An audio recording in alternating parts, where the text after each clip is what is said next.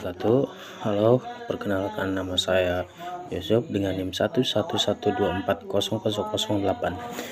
Di sini saya akan menjelaskan hukum internasional di pertemuan kelima dan keenam yang saya pelajari selama ini.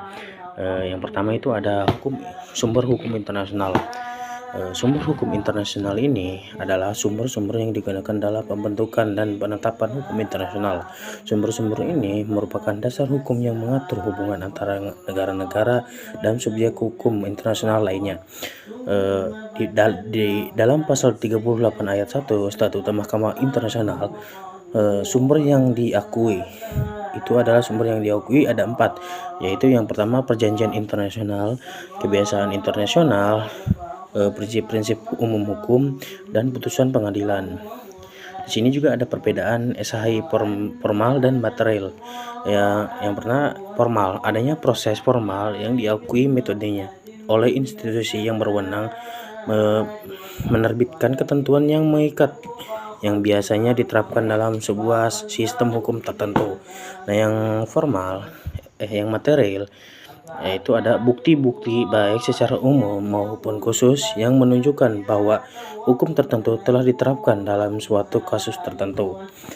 Di sini juga ada menjelaskan hukum kebiasaan internasional.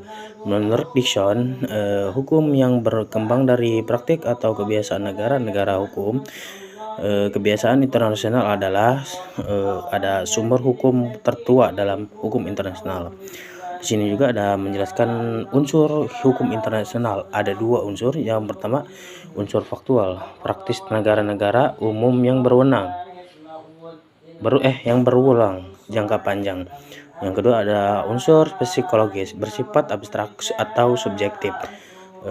Yang selanjutnya ada prinsip umum, menjelaskan tentang prinsip umum.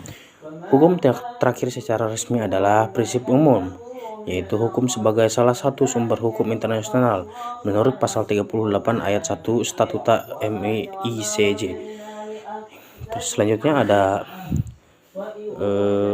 ada prinsip hukum umum, yaitu norma atau gagasan dasar yang diakui oleh sebagian besar sistem hukum di berbagai negara, berfungsi sebagai pelengkap jika tidak ada aturan penulis maupun kebiasaan.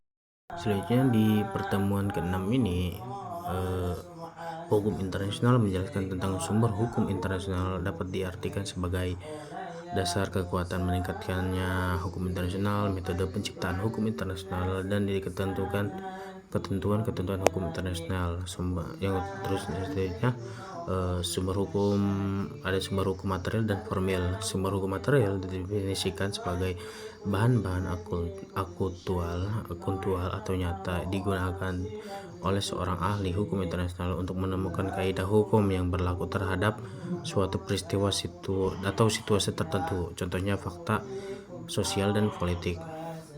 Selanjutnya ada hubungan antar negara yang menentukan aturan. Meningkatnya akulturasi perdagangan lintas negara melahirkan hukum perdagangan internasional. Dan ada kebutuhan global yang mendesak perlindungan lingkungan, lahirnya konsekuensi Paris 2015 tentang praktik negara. Selanjutnya ada kebiasaan negara yang berulang bisa menjadi sumber hukum material.